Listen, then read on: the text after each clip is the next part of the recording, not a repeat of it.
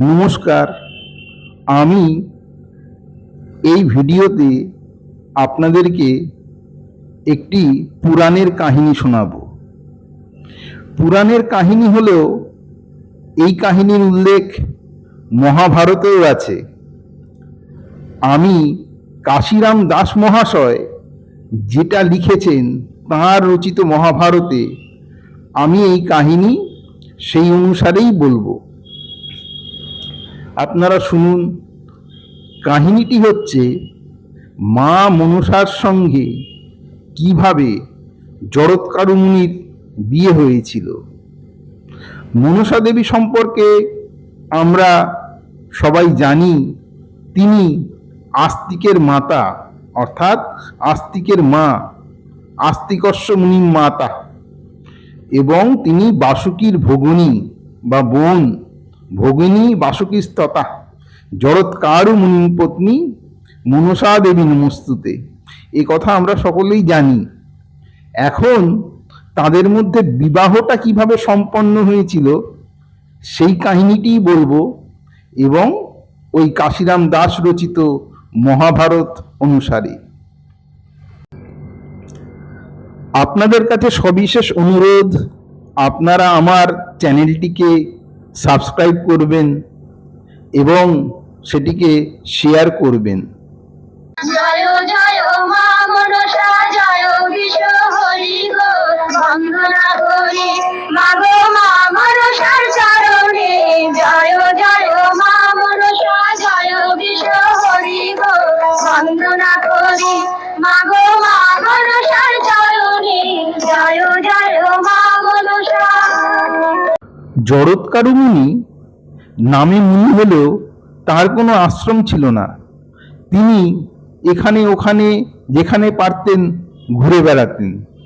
তিনি নিজের প্রতি কখনো যত্নশীল ছিলেন না। বস্তুত বহু সময় তিনি জামা কাপড়ও পরতেন না। এহেন মুনি জরৎকারু মুনি একদিন ঘুরতে ঘুরতে এক বনের মধ্যে উপস্থিত। সেখানে দেখলেন একটা বিরাট গর্ত এবং গভীর গর্ত, তার ধারে লম্বা লম্বা অনেক ঘাস জন্মেছে, আর সেই ঘাসগুলো ধরে কিছু লোক ঝুলছে, পাছে তারা গর্তে পড়ে যায়। আর এই ঘাসগুলোর যে মূল মাটির সঙ্গে লেগে আছে তা একটা ইঁদুরে খাচ্ছে। খুব অল্প পরিমাণ মূল আর মাটির সঙ্গে লেগে আছে, ইঁদুরটা সমানে খেয়ে চলেছে, যে কোনো মুহূর্তে সেই মূলটুকুও খেয়ে ফেলবে, আর লোকগুলো ধপাস করে ওই অন্ধকার গর্তে পড়ে যাবে। এটা মুনিবর দেখতে পেলেন। তখন জরৎকারু বললেন, আপনারা করছেন কি? এইভাবে এই ঘাসগুলো ধরে ঝুলছেন কেন? আর ইঁদুরটা তো মূলগুলো খেয়ে চলেছে, বাকিটা খেয়ে ফেললে এক্ষুনি তো আপনারা গর্তের মধ্যে পড়ে যাবেন। লোকগুলো বলল, আমাদের জন্ম হচ্ছে জটাচার্য বংশে, আমাদের এই অবস্থা থেকে উদ্ধার করতে পারে একমাত্র আমাদের উত্তর পুরুষ। তখন মুনিবর আশ্চর্য হয়ে বলল, কেন, আপনাদের উত্তর পুরুষ কি এখানে আশেপাশে কোথাও নেই? তখন সেই লোকেরা উত্তর দিল যে আমাদের একজনই উত্তর পুরুষ আছে, তার নাম জরৎকারু। তবে সেটা একটা মূর্খ, হতভাগা। সে এখানে সেখানে ঘুরে বেড়ায়, কোনো কম্মে লাগে না, কোনো বিয়ে থাও করেনি। এখন সে যদি পারে, সেই আমাদেরকে উদ্ধার করতে পারে। তখন জরৎকারু আরো অবাক হয়ে বললেন, কি আশ্চর্য, আমার নামই তো জরৎকারু, তার মানে আপনারা আমারই পূর্বপুরুষ। আপনাদের আমি প্রণাম করি, আমাকে আজ্ঞা করুন কি করতে হবে। তখন তারা বললেন, তুমি এক কাজ করো, তুমি স্ত্রী গ্রহণ করো, সেই স্ত্রীর গর্ভে তোমার যে সন্তান হবে সে হবে সুপণ্ডিত, এবং তার জল পেয়ে আমরা উদ্ধার পাব। তখন জরৎকারু বললেন, বেশ, বিবাহ আমি করতে রাজি, কিন্তু আমি স্বেচ্ছায় কোনো কন্যাকে চাইব না। কেউ যদি স্বেচ্ছায় তার কন্যা বা তাদের ঘরের কন্যা আমাকে দান করে তবেই আমি বিয়ে করব, নচেত নয়। এবং তার গর্ভে যে পুত্র হবে সেই পুত্রই আপনাদের উদ্ধার করবে। এই কথা শুনে লোকগুলো তক্ষুনি সেখান থেকে মিলিয়ে গেল। তারপরে আকাশ থেকে দৈববাণী হলো, জরৎকারু তুমি বিবাহ করো, তুমি বিবাহ করো। ওই যে ঘাসগুলো ধরে আমরা ঝুলছিলাম দেখলে, ওটা হচ্ছে সংসার। আর ওই যে মূলটা লেগে আছে মাটির সঙ্গে, ওটা হচ্ছে তুমি। আর যে ইঁদুর ওই মূলটাকে খাচ্ছে তিনি স্বয়ং ধর্ম।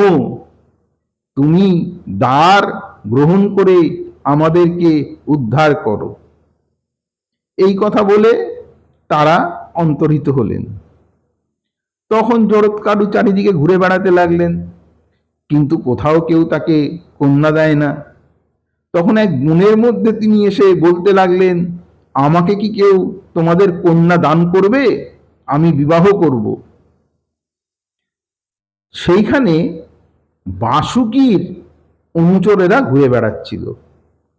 তারা গিয়ে বাসুকীকে খবর দিল যে এরকম এক মুনি এসেছেন, তিনি বলছেন কেউ যদি আমাকে কন্যা দান করে আমি বিবাহ করতে রাজি। তখন বাসুকী বলল, তাহলে দেখি আমার যে বোন আছে তার সঙ্গে এই মুনির বিবাহ দেওয়া যায় কিনা। বাসুকী সেখানে এসে উপস্থিত হলেন। মুনিবরকে দেখে তার মনে হলো তার হাতে তার বোনকে দেওয়া সম্ভব। তখন তিনি বললেন, এক কাজ করুন, আপনি আমার ভগিনীকে বিবাহ করুন। আমার ভগিনী সর্বসুলক্ষণা যুক্ত এবং পরমা সুন্দরী। তখন জরৎকারু বললেন, ওসবে আমার কাজ নেই, আগে বলতে হবে তার নামের সঙ্গে আমার নামের মিল আছে কিনা। তখন বাসুকী বললেন, তার নাম হচ্ছে জরৎকারী। তখন জরৎকারী মুনি বললেন, আচ্ছা ঠিক আছে, তাহলে আমি তাকে বিবাহ করব। এবং এরপরে জরৎকারু মুনির সঙ্গে মনসা দেবীর বিবাহ সম্পন্ন হলো। পরবর্তীকালে তাদের যে পুত্র হয় তার নাম হয় আস্তিক। আমার কাহিনী এখানেই আমি শেষ করলাম। ভালো থাকবেন। ধন্যবাদ। নমস্কার।